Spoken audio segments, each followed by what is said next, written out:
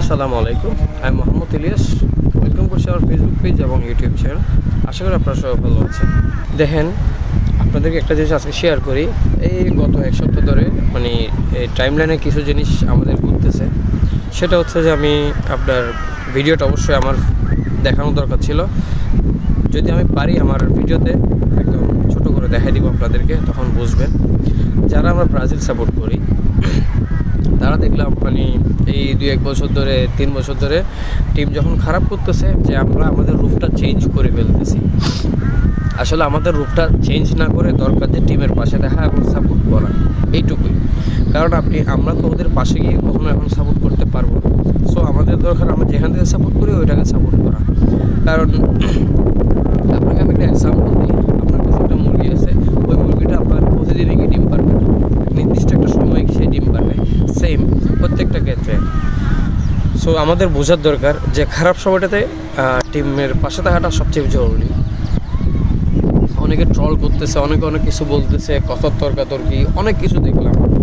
আসলে একটা কথা বলি, যেমন কি আমাদেরকে যারা 7 আপ বলে বা অনেক বড় বড় কথা বলে, আমি তাদের কাছে একটা কথা বলি। আমি এখনও বলতেছি আমার ভিডিওটার মাধ্যমে, ব্রাজিলের আশেপাশে এখনও পর্যন্ত কোনো টিম নাই।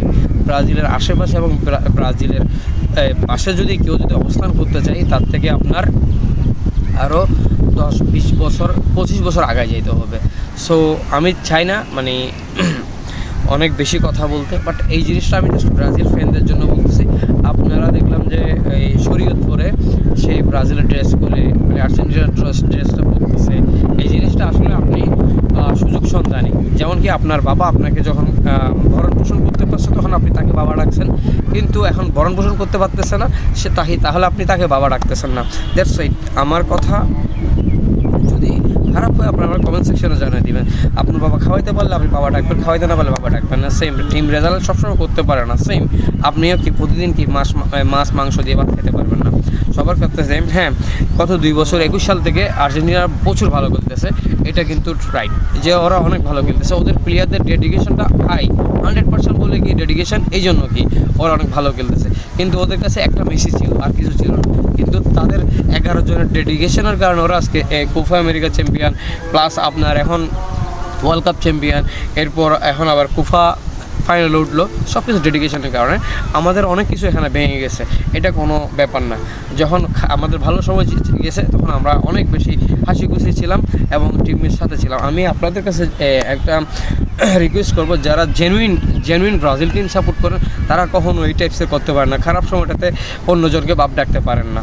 সো সবার কাছে আমি একটা রিকোয়েস্ট, আপনারা যারা ব্রাজিল সাপোর্টার আছেন সবাই একদম স্ট্রংলি নিজের জায়গা থেকে দেখবেন। আপনার টিম ইনশাল্লাহ আপনাকে খুব শীঘ্রই আপনাকে সার্ভিস দিতে শুরু করবে। সো উত্থান পাতান আছে জীবনে, যখন উত্থান পাতান আছে সব কিছুর উত্থান পাতান আছে। উত্থান পাতান না থাকলে আপনি জীবনের সৌন্দর্যটাকে উপভোগ করতে পারবেন না। সো সবার কাছে একটা কথা বলি, ব্রাজিল ওয়ার্ল্ডের বেস্ট টিম এবং সেই বেস্ট সবসময় তাদের বেস্টটা দেখানোর চেষ্টা করে। সো এটা এখন খারাপ সময় যাচ্ছে, সমস্যা নেই, ইনশাল্লাহ নেক্সট টাইম ভালো যাবে। এইটুকুই। ধন্যবাদ। আমার ভিডিওটা ভালো লাগলে আপনারা লাইক করুন, শেয়ার করবেন। আসসালামু আলাইকুম।